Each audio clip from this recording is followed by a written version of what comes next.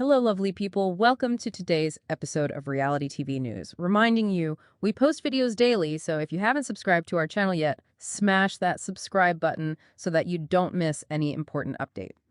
Okay then, the first update we have today is, well, it involves a pretty high-profile split.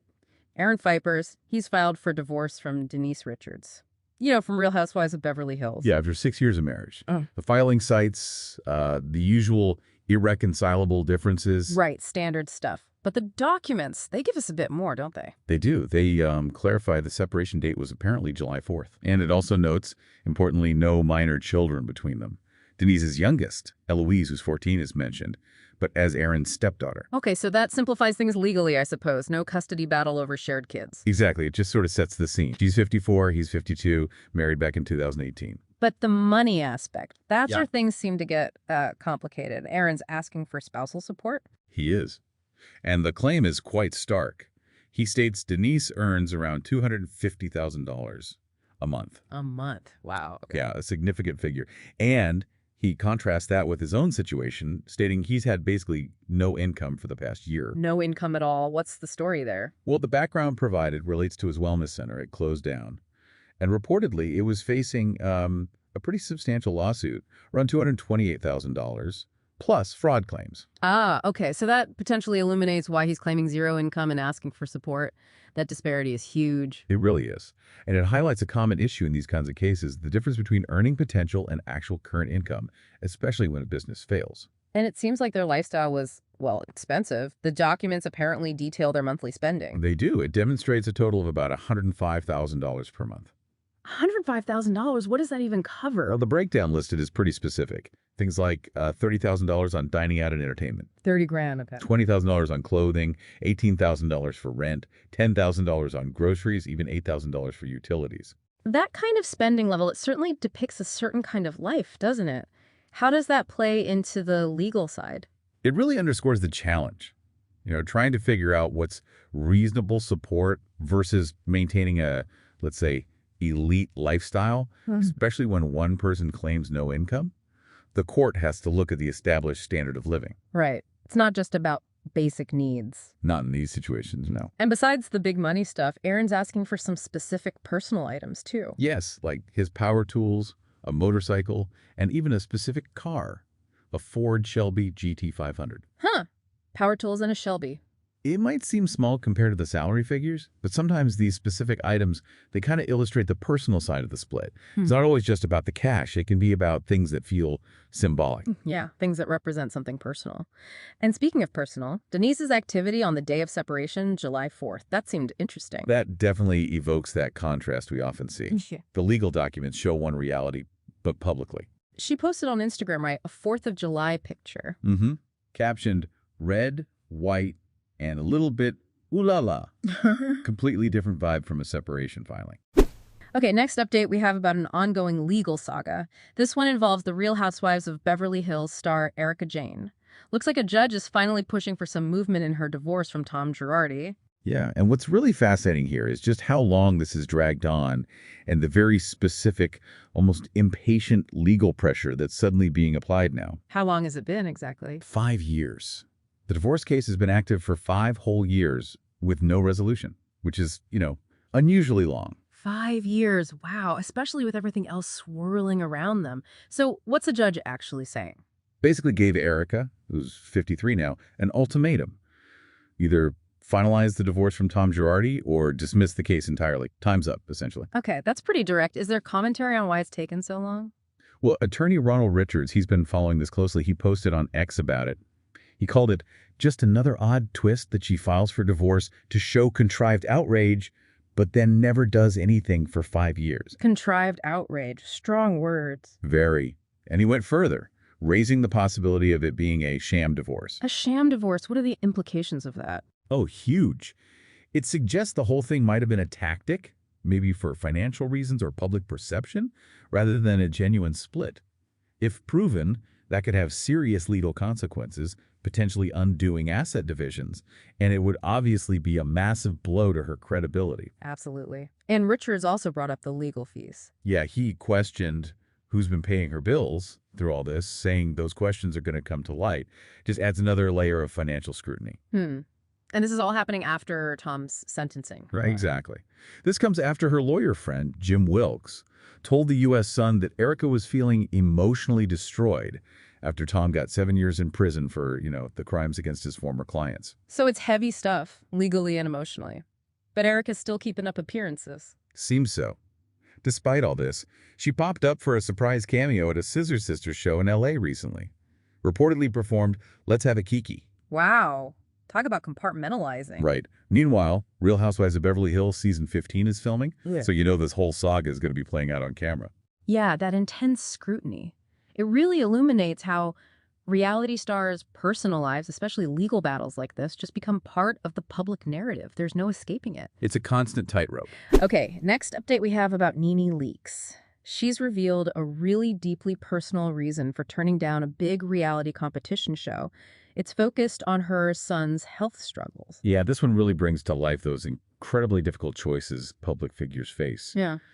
Balancing a potentially great career opportunity with really serious family challenges. So which show did she turn down? The Traitors. And the reason is her son, Brentt Leakes, who's only 22, he's been hospitalized again since early May. Oh, no. He had those serious health issues before, didn't he? The stroke and heart attack? Exactly. He had a heart transplant last year after all that and was diagnosed with congestive heart failure. This current hospitalization, according to NeNe, is because his body is rejecting the transplanted heart. That sounds incredibly serious. How is he doing now? Doctors are working hard to stop the rejection. NeNe said on the Humble Brag podcast that he's actually doing a lot better recently, that he's turned a curve. She mentioned he still has a little while longer to be there in the hospital, but confirmed he's now walking and talking. Well, that's a positive sign at least. Such a tough situation. Really tough. NeNe also mentioned she thinks his original stroke might have been linked to him starting to become diabetic, noting that diabetes triggers a lot of things. And she feels relieved she didn't take the Traitors job. Absolutely. She said she was so glad she didn't commit, especially since it would have meant going out of the country while Brentt was so ill. She did sort of hint she might consider the future, maybe next season, if his health allows. Understandable. So what does this mean for her career path generally? She's talked about potentially returning to Real Housewives of Atlanta. How does this fit in? Well, it raises that interesting question about how reality careers evolve, especially when life throws these huge curveballs. Regarding RHOA, NeNe said she actually likes the idea of coming back, but maybe as a friend of the Housewives. A friend role, why that specifically? She pointed out it's less commitment. You don't have to show as much of your family life or significant others. You're not constantly thinking about the show's storyline in the same way as when she was a main beach holder. It's lower stakes. That makes sense, given everything she's juggling. But she also admitted it's kind of hard for her to picture herself just as a friend, since she was an OG and original castmate. So there's that internal conflict, too. It demonstrates the complexities of navigating that reality TV hierarchy after being at the top. Yeah, a lot to weigh up. Next, we are going to talk about a major development for a familiar face from Married to Medicine. Dr. Heavenly Kimes, she's announced a pretty surprising run for political office. Yeah, this is fascinating. It's like how her reality TV persona, which is, quite something, how that's now blending with a serious political ambition. Totally. I mean, Dr. Heavenly isn't exactly known for holding back. Definitely not. So she's 54. Everyone knows her from the show, her dental practice, and now she's running for Georgia State Representative, District 93. Wow. Okay. And what's her angle? Is she leaning into the TV fame or trying to separate from it? A bit of both, it seems. Her statement really emphasized, I'm not a career politician.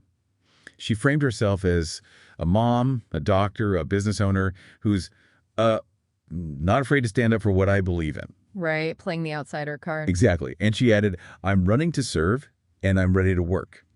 Her platform is focused on, the big local issues, healthcare, the economy, education, and supporting small businesses. Makes sense. Ticking the key boxes. And she directly linked it back to her current work, saying District 93 deserves someone who's not just talking, but doing. It sort of positions her as action-oriented. Okay, that's the platform. But how's she kicking things off? Any big campaign moments planned? Well, there was a campaign rally scheduled for July 8th, right outside the Georgia State Capitol in Atlanta. Open to the public, very much encouraging that reality TV fan energy. Asking people to wear the merch, bring the energy. And that Dr. Heavenly for Georgia, T-shirts, the whole 9 yards. She called it potentially an unforgettable moment in Atlanta history. Plus, there's a campaign video. Oh, what's the vibe there? Very purposeful. She says, I'm ready, and I'm walking in my purpose. I bring a unique and needed voice. She even described the whole run as a call from God. A call from God. Okay, that adds another dimension. Now, here's where it gets really interesting for fans of the show. Her campaign manager. Oh, this is the kicker. It's Quad Web. That signals something, right? It really raises this important question, doesn't it? How public figures, especially from reality TV, are now, like, leveraging every part of their existing platform, their relationships, their built-in audience. It's not just name recognition anymore. It's mobilizing the fan base directly into politics. Precisely. It illuminates this strategy. Right, yeah. They're blurring those lines between being a fan and being a political supporter. It's a whole new playbook. Definitely one to watch. Okay, next update we have about some pretty significant behind-the-scenes drama, this time from a new show, Gen NYC. It really sheds light on what happens when production plans just go completely sideways. So what exactly went down with Gen NYC? Georgia McCann, who was part of the original lineup, confirmed this report that basically half of the original cast just dropped out, walked away. Half the cast. Why? The reason? The show decided, apparently quite late in the game, to add some Housewives kids into the mix. Specifically, Gia Giudice and Ariana Bierman. So bringing in names linked to established Bravo franchises. Exactly. And the original cast, or at least a big chunk of them, were not happy about it. McCann specifically dished on Charlie Zakkour's reaction. What did she say? Said he was definitely pressed about it, felt very blindsided by the additions. Apparently, he even made some not-so-nice comments about the Housewives kids before he even met them. Oh, dear. Like what? Things like, I don't want to be on a flyer with them, like they're tacky, blah, blah, blah, that kind of thing. Yikes. So the feeling was that these new people were parachuted in. Yeah. The initial report stated these additions were made basically behind the backs of the original stars. And that's what prompted them to quit. So this show, it filmed last summer, right? Summer 2024. That's right. And it was originally called Making It in Manhattan. Now it's Gen NYC, airing Tuesdays on Bravo. So what does this messy start mean for the show now? You've got this clash of original vision versus, well, network strategy, maybe. It really raises that fundamental question about authenticity versus grabbing immediate star power, doesn't it? Yeah. How much do you stick to an original concept versus pivoting to bring in names will generate buzz, even if it alienates the people you initially cast? It certainly impacts the show's foundation. A tricky balance. Okay, next update we have about Summer House. Sounds like season 10 is getting a bit of a refresh with some new faces joining the crew. That's right.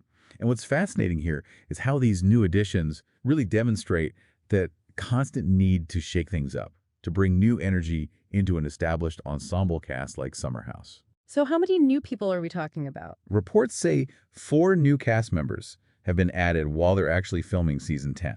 4. Okay. Is this related to the recent exits, like Lindsay Hubbard stepping back and Paige DeSorbo leaving? It seems directly connected.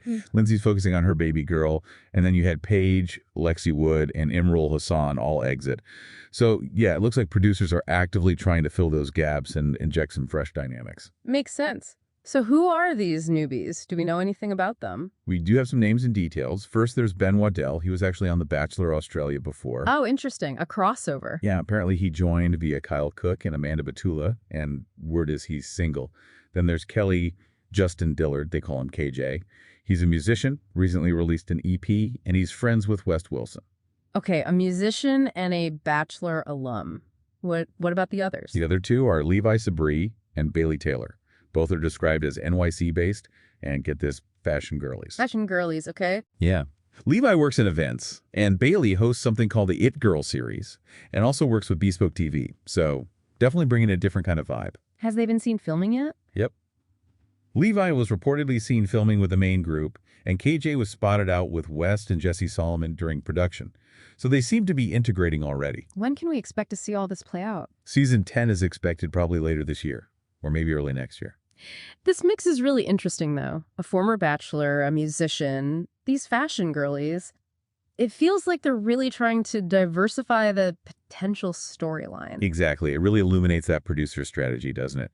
Bring in different backgrounds, different connections, potential new romances or conflicts. Yeah. It's all about adding layers to keep a long-running show feeling fresh, especially when key players leave. Keeps viewers guessing. Okay.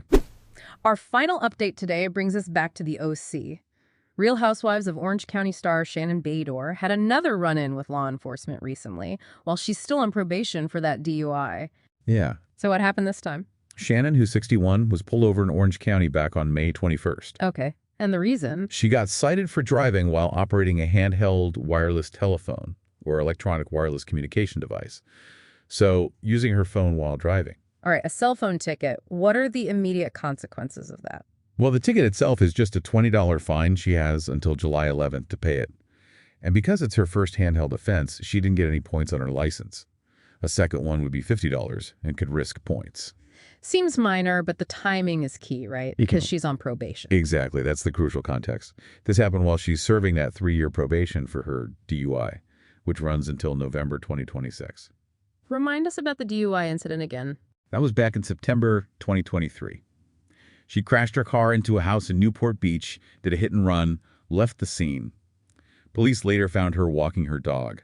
Her blood alcohol was 0.24, which is triple the legal limit. Right, a very serious incident. And she sought treatment after. Yeah, she enrolled in an outpatient program that had an alcohol component. So getting pulled over for anything, even a phone ticket, while on probation for that, it just puts everything under a microscope again. Totally. It magnifies every little thing. And it raises that important question about the long-term weight of public mistakes when you're in the public eye.